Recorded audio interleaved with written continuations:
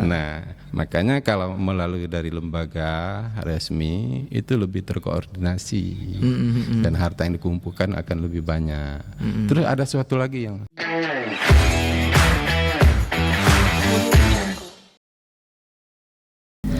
Assalamualaikum warahmatullahi wabarakatuh. Halo sahabat zakat dimanapun Anda berada.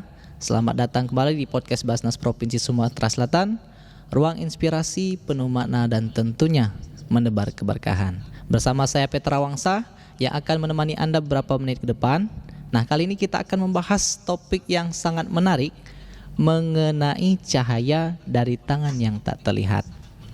Nah, untuk membahas ini kita sudah bersama dengan narasumber kita, narasumber yang sangat spesial, narasumber yang sangat istimewa, yakni Bapak Haji Akhirman SAG selaku Wakil Ketua 4 Badan Amil Zakat Nasional Kabupaten Banyuasin. Assalamualaikum, selamat siang Bapak. Waalaikumsalam, Petra. Sehat ya, Petra? Alhamdulillah, Bapak sehat Pak ya? Sehat, alhamdulillah. Gimana Pak dari Banyuasin Pak ke sini? Lumayan capek. Lumayan capek. Baik, dari Banyuasin ke Palembang itu jaraknya sekitar 1 jaman Pak ya? Atau kalau gimana? perjalanan cuma 30 menit. 30 menit. Tapi dijangkau sampai 2 jam. Oh, itu bisa sampai 2 jam itu gimana Pak? Macet. Oh, macet. Oh, macet parah ya di Banyuasin ya. Bila biasa gitu. Oke, siap. Nah, sahabat zakat, kali ini kita akan membahas cahaya dari tangan yang tak terlihat. Nah, ini bagaimana kebaikan itu dilakukan tanpa pamrih, tanpa ingin dikenali, ibarat tangan yang tak terlihat. Nah, bagaimana Pak menurut pandangan Bapak mengenai tema kita pada siang hari ini Pak? Baik, terima kasih Petra ya sama pemirsa. Ini tema ini saya sangat tertarik ya. Ini sangat filosofi, tapi sangat berarti. Kenapa dia mau berarti? Karena faktanya memang begitu, Petra. Kenapa dia cahaya dari tangan yang tak terlihat ini?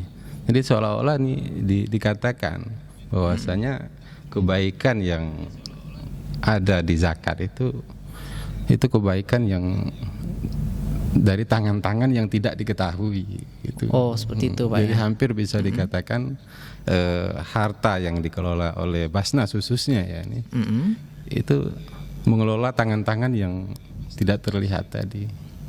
Oh, jadi kalau zakat ini Pak, kita berbicara seputar zakat, bahwasanya orang yang menunaikan zakat itu sebaiknya itu langsung disalurkan kepada yang berhak menerimanya atau bagaimana Pak untuk sistemnya gitu?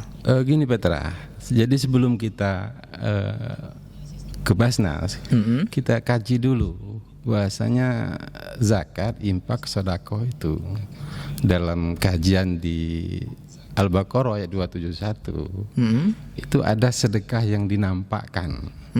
Satu, kedua ada sedekah yang disembunyikan. Nah, ini masing-masing ini punya kaidah dan punya aturan serta punya hikmah tersendiri. Nah, sekarang kita masuk ke di sedekah yang disembunyikan. Kenapa dia disembunyikan? Karena sang penerima, khususnya si fakir miskin, mereka tidak tahu siapa yang membantu nih.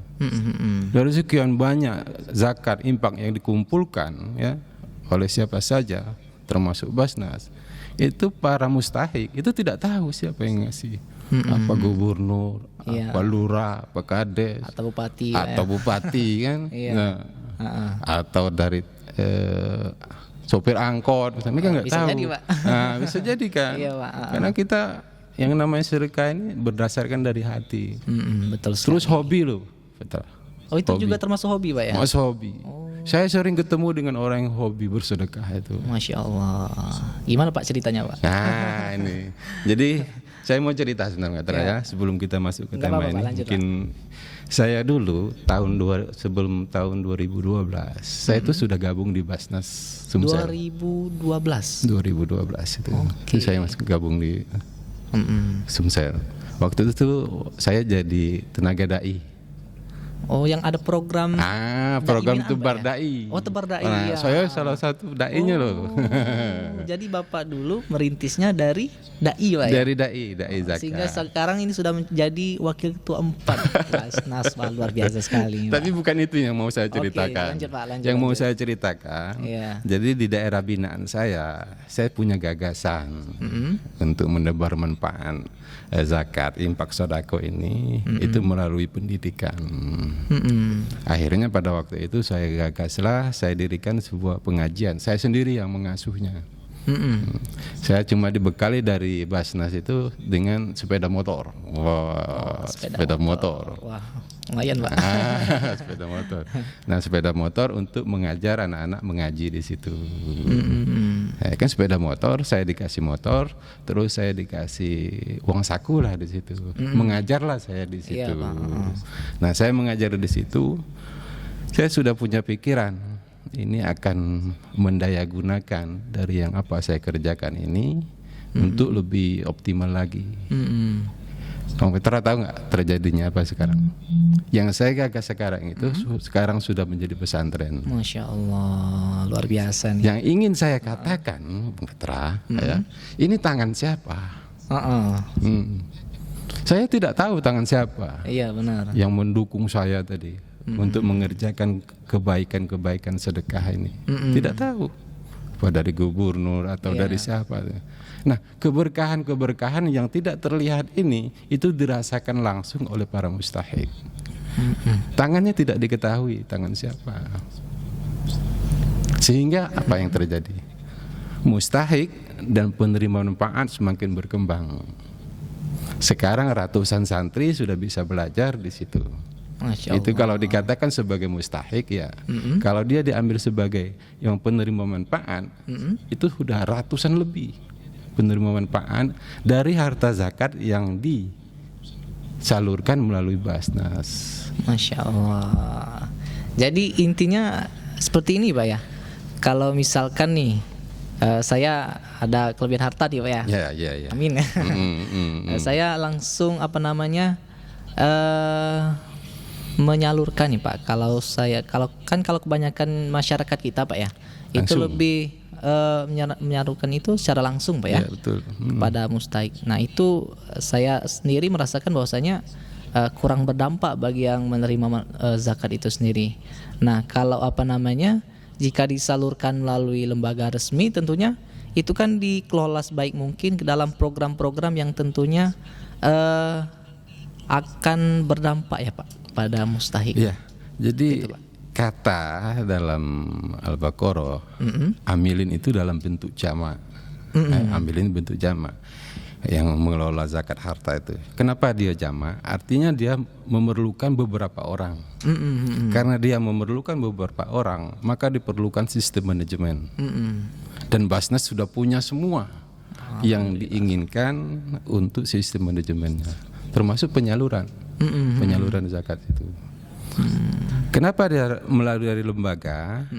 Karena dari harta yang tadi sedikit, ya, dari sedikit mereka yang bersedekah 100.000, tapi orang yang sedekahnya banyak, maka dampaknya akan lebih luar biasa di situ. Itu, Pak ya. Ya, jadi harta yang dikumpulkan lebih banyak, terus sementara penerima manfaat akan dapat manfaat program yang sudah terstruktur, yang sangat masif, yang sudah melalui kajian-kajian, sehingga program-program Basnas itu berdaya guna, bermanfaat. Iya. Nah, yang kalau dalam idealismenya kita ingin menjadikan mustahik itu menjadi muzaki. Oh, benar sekali, Pak ya. Minimal.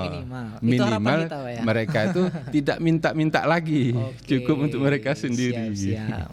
Nah, makanya kalau melalui dari lembaga resmi itu lebih terkoordinasi dan harta yang dikumpulkan akan lebih banyak. Terus ada suatu lagi yang sangat perlu kita sampaikan kepada masyarakat ya. Dengan berzakat mereka ke lembaga, dalam hal ini Basnas, mereka itu tidak diketahui oleh siapa-siapa. Betul. Iya. Nah, ini yang menjadi kajian spiritual yang sangat luar biasa. otomatis mereka didoakan dari orang-orang yang tidak diketahui mereka sendiri.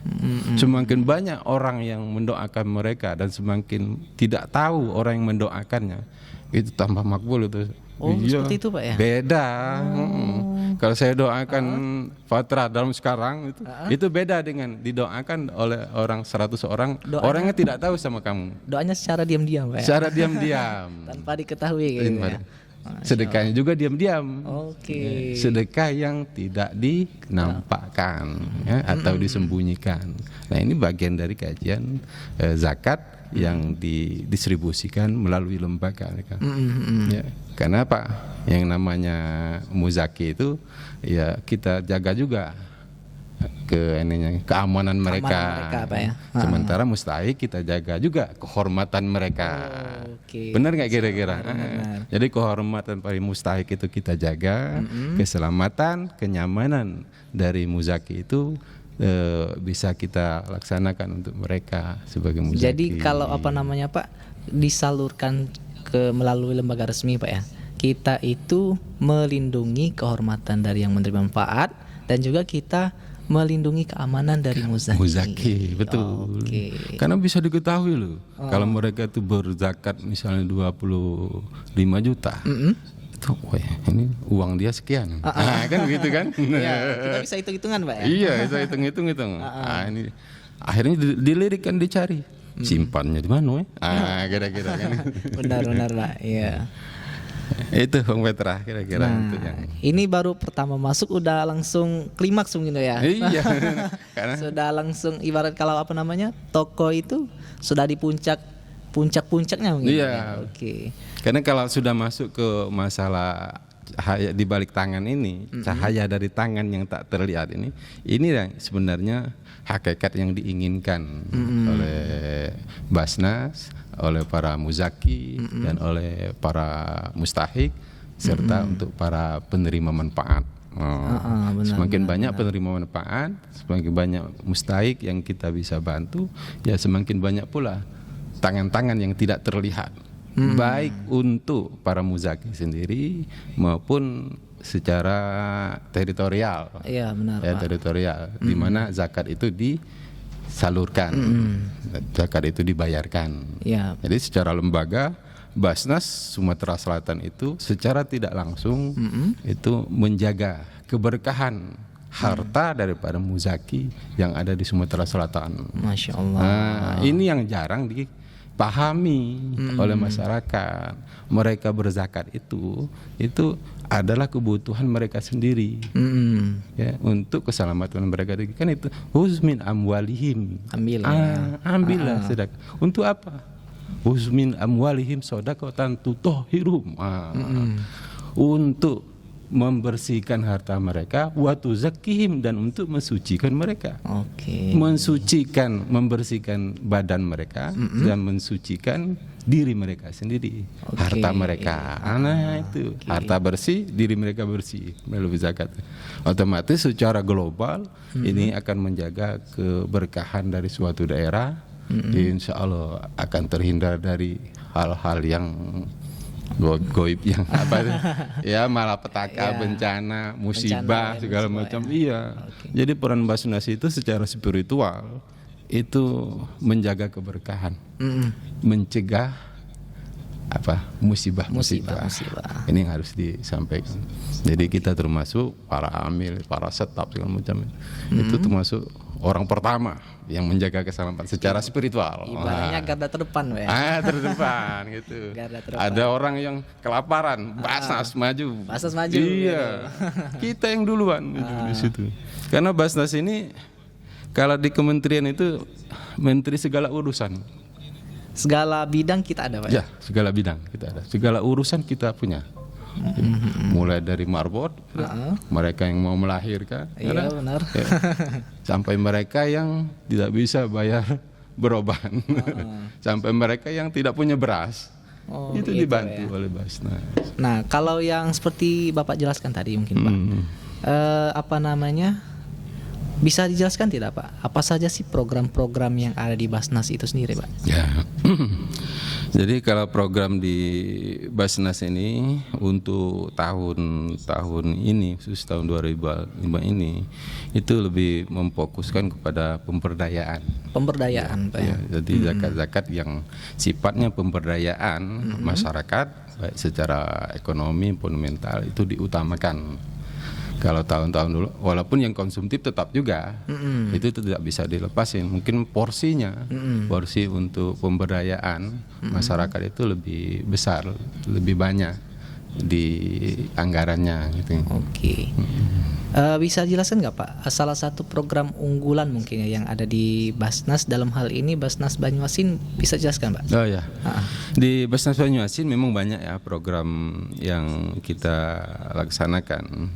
Salah satu program yang kita ini kan yang selalu ditunggu oleh masyarakat itu, walaupun sifatnya konsumtif ya, kita itu ada beras yang kita bagiin kepada orang-orang miskin yang memang betul-betul tidak punya, tidak punya pekerjaan sama sekali. Gitu. Nah ini sifatnya secara terus-menerus. Iya Pak. Ya, selain dari itu juga kita mengoptimalkan beberapa pedagang-pedagang yang jadi di Basnas itu ada juga untuk bantuan kita bantu usaha gitu ya? Iya, untuk mereka pedagang gorengan. Dan di situ kita juga edukasi mereka tuh, kamu itu jangan minta baik. Iya, kalau ada untungnya cobalah berinfak, bersedekah, walaupun 5.000, 10.000, dan itu berhasil. Alhamdulillah. Iya, berhasil, jadi Pak ya? Iya, jadi mereka tuh diberikan modal untuk usaha. Tapi kamu kalau bisa jangan tak bersedekah, jangan nerimo terus, tangan di bawah terus, harus dibalik-balik. Suatu saat kita tangan di atas, tangan kita di bawah. Kalau bisa tangan di atas terus. Tapi kalau bisa ya sekali-sekali. Jangan di bawah terus, kan gitu. Jangan mandek Pak ya. Iya. Di bawah terus tangannya. Kita tuh cuma satu yang boleh tangan di bawah. Cuma satu. Selain itu tidak boleh. Yang stabil itu ya. Terus menerus cuma satu tangan gitu Pak. Tahu tak Pak? Apa itu Pak? Waktu berdoa. Oh gitu Pak ya. Waktu berdoa pasti tangan kita di bawah. Oke. Tidak ada orang mau doa. Kalau ini tolak bala ini. Iya kan? Bukan doa ini, tolak bala. Itu Pak ya. Iya. Nah, jadi banyak sekali nih sahabat zakat dimanapun Anda berada. Sangat menarik sekali materi kita pada siang hari ini, itu cahaya di tangan yang tak terlihat Pak ya. Nah, seperti yang dicontohkan tadi adalah dari muzaki itu atau orang yang memberi zakat itu disalurkan melalui lembaga resmi, dan yang menerima zakat itu tidak tahu Pak ya. Itu dana ini dari siapa? Tidak tahu. Tidak tahu kan. Dan inilah yang sangat menariknya. Itu yang sangat menarik Pak ya. Menarik itu. Oke. Kalau kita berikan kepada seseorang secara langsung, kita tahu. Ya, tahu. Oh, syanu doanya. Kalau ini tidak tahu. Nah, ini sebelumnya apa sih Pak tujuan kenapa sih zakat itu harus keamil dulu? Tidak harus langsung ke muzaki, ke mustahik maksudnya Pak. Karena perintah Al-Quran sudah jelas. Huzmin amwalihim Pak ya. Kan innamas shadaqatu lil fuqara wal masakin wal amilina. Amil itu jamak dari kata amil. Amil itu pengurus. Karena dia amilin pengurus-pengurus. Oke. Kalau dia pengurus-pengurus artinya beberapa orang. Kalau beberapa orang diperlukan sistem. Iya benar. Sistem manajemen, sistem administrasi. Iya, sistem kepegawaiannya ada semua. Jadi simbol-simbol amilin itu sudah tergambar ada di Basnas. Jadi kalau dia dikelola, ada pengelolanya, maka asnaf 7 tersebut itu diatur oleh amilin. Dan harus. Harus. Kalau tidak begitu, maka dampak harta zakat ini tidak signifikan. Sekarang saja kita tidak punya data secara signifikan. Iya benar Pak. Tapi dari sekian banyak orang-orang yang miskin yang dibantu oleh Basnas, sekian persen kita sudah bisa bantu untuk meningkatkan mereka dari miskin menjadi tidak miskin lagi, paling tidak terbantu mereka. Paling tidak terbantu, Paling tidak terbantu mereka, terutama dari sisi kebutuhan dasar. Kan dulu kan fokus kita di kebutuhan dasar para mustahik, dan itu terus dilakukan. Nah, untuk tahun-tahun ini dan sampai tahun-tahun ke depan mungkin Basnas sudah mulai lebih maju lagi untuk pemberdayaan. Oke. Nah, kembali lagi Pak, mengenai program-program Basnas ya. Salah satunya tadi adalah program bedah rumah ya Pak ya. Nah, selain bedah rumah nih Pak, kalau seperti yang Bapak jelaskan tadi kan ada yang namanya bantuan berobat ya Pak. Itu seperti apa Pak? Jadi untuk bantuan berobat, biasanya kalau ini yang di Basnas Banyuasin lakukan ya. Setelah kita melihat datanya, itu biasanya kita cek dulu di BPJS. Dicek dulu di Ya, BPJS. mereka itu di BPJS-nya apa aktif apa tidak. Kalau dia tidak aktif, mungkin itu akan kita komunikasikan dengan BPJS atau itu bisa dibantu. Kalau dia juga ditanggung oleh BPJS, ada kendala lagi biasanya, Patra. Apa Pak sebenarnya? Mereka mau berangkat ke rumah sakit. Itu ya, transportasi. Mobil tidak ada, transportasi tidak ada. Oke. Terus biasanya kan mau ditunggu kadang-kadang. Mau ditunggu itu juga yang nunggunya itu mau makan, mau minum. Nah ini kita salurkan kepada mereka. Coba kalau kita salurkan secara langsung, muzaki dapat nggak mereka dengan orang-orang seperti itu? Belum tentu dapat. Belum tentu Pak. Tapi kita sudah ada orangnya. Kan mereka, misalnya dia punya, saya ingin bantu orang-orang yang sakit.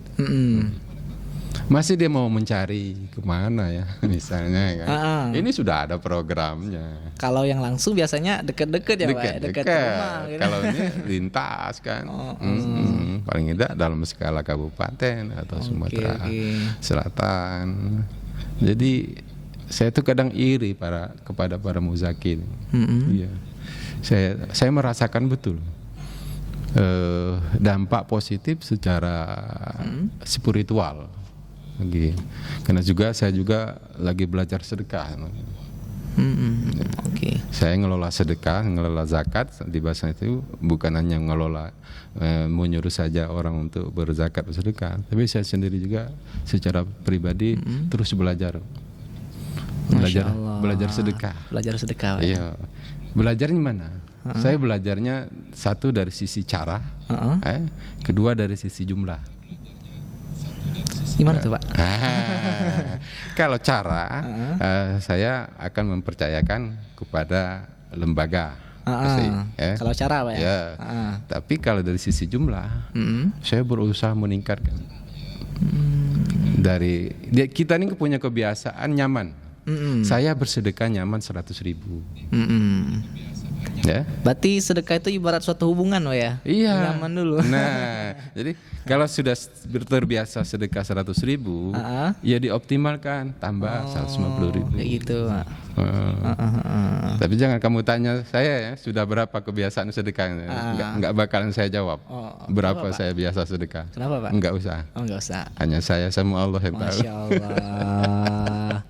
Nah, saya berharap kepada masyarakat terutama aghnia, orang-orang kaya, itu punya kebiasaan untuk bersedekah, khususnya berimpak itu ya ditingkatkan. Yang tadinya nyamannya 1 juta, ya sekali-sekali dong, tambah dikit 1,5 juta bulan ini, bulan depan 2 juta. Terus ada lagi kebiasaan yang menurut saya patut dicontoh ya. Sekali-sekali kita buat sedekah dadakan. Sedekah dadakan? Kamu belum tahu kan? Gimana Pak? Sedekah dadakan itu? Sedekah yang mengejutkan. Misalnya, kalau kita biasa memberi orang itu 50.000, 100.000, sekali-sekali buat kejutan 5 juta. Waduh. Pernah nggak kamu ngelakukan? Kalau itu sih belum kayaknya. Karena banyak pikiran ya. Mungkin butuh sini dulu, butuh sini kan. Sehingga apa? Para penerima pada waktu yang bersamaan, tingkat kebahagiaannya sangat luar biasa. Oh, sangat bahagia itu, Sangat Pak. bahagia, sangat terharu. Dan di saat keharuannya itu datang, terlantunkan doa-doa yang sulit untuk tidak dikabulkan oleh Allah. Ibaratnya doa yang mustajab itu, Pak. Mustajab. Oke. Di saat-saat mereka lagi kesusahan, ya, mereka butuh uang 500.000, tahu-tahu dapat uang 5 juta. Masya Allah. Gimana kamu kira-kira? Kalau saya, Pak, ngebayangin yang nerima, Pak. Kalau saya terima 5 juta itu banyak sekali ya. Dua dong, Fitra. Kita bayangkan bagaimana saya menerima, terus bayangkan saya yang memberi. Tingkat kebahagiaannya, Pak. Mungkin tahap-tahap awal, tahap-tahap awal, nyesal juga, gitu. Tapi Mungkin dari itu, Pak. tahap semakin lama, itu menjadi hobi. Oke. Karena kebiasaan. Saya sering Pak, ya. bertemu dengan orang-orang yang hobi bersedekah, berzakat itu. Ya. Bahkan kalau dia tidak bisa sedekah Jumat itu, mereka telepon. Ustaz, minta maaf Ustaz, minggu ini saya tidak bisa sedekah. Minta maaf dengan kita, apa di? Nah, sampai segitunya. Tapi di ujungnya mungkin besok, dalam hatiku masih baik namanya itu juga. Gitu. Nah, kalau kita punya para muzaki, orang donatur seperti itu, masya Allah, luar biasa sekali, Pak, ya. Berapapun keperluan kita untuk umat terpenuhi. Kalau kita sudah punya muzaki, agonia yang model-model begitu, mereka itu bahkan ini agak aneh. Kenapa nggak aneh? Saking hobinya sedekah, mereka tuh tidak termasuk muzaki. Jadi termasuk apa ya, Pak? Kalau tidak termasuk muzaki? Nah, ini yang membingungkan. Karena uangnya habis sama sekali. Belum sampai ke haul, duitnya sudah habis. Belum sampai haul, duitnya sudah habis. Nah, itu gimana, Pak, itu, Pak? Lah, karena belum sampai haul, mereka tidak kena zakat. Mereka tidak punya kewajiban untuk berzakat. Itu, Pak, ya. Karena haulnya belum ada. Mereka dapat uang 50 juta. Ya, 50 juta. Bukan 2,5% yang disedekahnya. Berapa, Pak? Nah? 50 juta. Waduh. Aneh kan? Dan saya bertemu dengan orang seperti itu. Masya Allah. Nah, saya sampaikan di forum ini. Boleh, Pak? Di podcast ini, ya para pemirsa. Saya bertemu dengan orang-orang yang luar biasa tuh, masya Allah. Mereka sedekah tuh nggak tanggung-tanggung. Iya. Di luar nalar ekonomi kita. Kita cari bang 50 juta itu belum tentu setahun. Belum tentu setahun, kan. Gaji kita enggak cukup. Ini dengan itu 50 Masya Allah, 50 juta. Sedekah itu, Pak, ya? Sedekah. Saya katakan di forum ini, kita pernah menerima uang sedekah sampai 350 juta. 350 juta. Masya Allah. Ya, ini kembali ke bahasannya. Tangan-tangan yang tidak terlihat ini sungguh luar biasa. Tangan-tangan yang tidak terlihat sungguh luar biasa. Ada hamba-hamba Allah yang betul-betul ikhlas lillahi ta'ala, yang disembunyikan oleh Allah sekaligus dipelihara oleh Allah karena sedekah mereka. Jadi kalau mau jadi hamba Allah yang dipelihara, dijaga oleh Allah, amalkan, kerjakan seperti ini. Santai, Pak. Iya, sedekah 10 juta. Karena sedekah itu sedekah 5 juta. Iya. Kalau dari hadis atau Al-Quran, Pak, ya, saya pernah dengar, ya, bahwasanya sedekah itu tidak akan membuat kita menjadi miskin, Pak, ya. Betul, Pak, ya. Itu hadisnya. Jadi hadis itu memberikan kepercayaan diri kepada orang yang bersedekah, berwakaf, berzakat. Ya. Jangan ragu-ragu. Karena banyak sekali masyarakat yang masih takut, Pak. Takut mereka. Takut juga dikorupsi juga. Takut juga hatinya juga. Duit aku cuma 100.000. Jangan seperti itu. 100.000 sekali 1 juta orang sudah berapa? Benar. Kan kita banyak namanya lembaga kita ya. Makanya kalau melalui Basnas, lembaga resmi ini, jadi uangnya 50.000, 10.000, kan kita dapat dari ASN. Pasar Banyuasin itu sebagian besar, hampir 80% zakatnya dari yang terkumpul itu dari ASN. Mereka ASN. Cuma 20.000, ada yang 30.000, ada yang 50.000. Cuman seluruh Pak ya? Nah, cuma seluruh dikumpulkan jadi banyak kan? Itu yang Banyuasin Pak ya? Itu yang Banyuasin. Oke, dikumpulkan jadi banyak. Ya kalau mereka sedekah 20.000, ya sebulan sekali dapat apa? Benar. Apa yang bisa kita lakukan dengan uang 20.000? 20.000 satu bulan. Tetapi uang yang kita kumpulkan 20.000 satu bulan, dengan jumlah orang yang bayarnya banyak, kita bisa buat program bedah rumah, bantu UMKM, bantu orang berobat, orang yang tidak punya beras kita kasih beras, mereka yang harus cesar kita bantu, melahirkan juga susah. Oke. Ya, itu Bang Fitra luar biasanya di situ. Jadi kalau zakat, infak dan sedekah itu walaupun kecil nominalnya Pak ya, jika dikumpulkan atau disalurkan melalui lembaga yang resmi, itu dapat menjadi suatu yang sangat bermanfaat bagi masyarakat luas. Betul. Pak. Ya Pak. Gerakannya bisa lebih optimal. Pak ya.